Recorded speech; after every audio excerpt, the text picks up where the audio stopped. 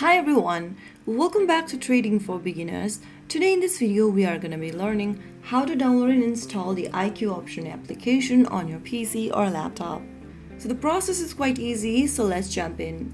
First of all, launch open any web browser on your computer or laptop. Now go to the URL box at the top and type in iqoption.com and search. You'll find yourself in the official website for the IQ Option.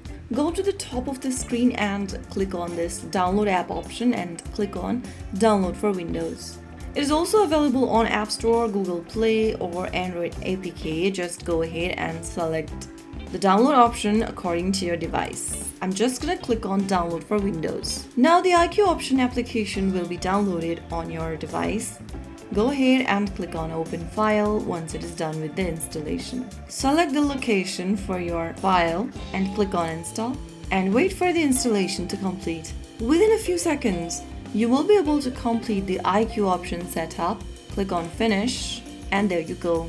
That is how you can easily download and install IQ Option on your PC or laptops. Now you can sign into IQ Option using your PC or laptop anywhere, anytime you want.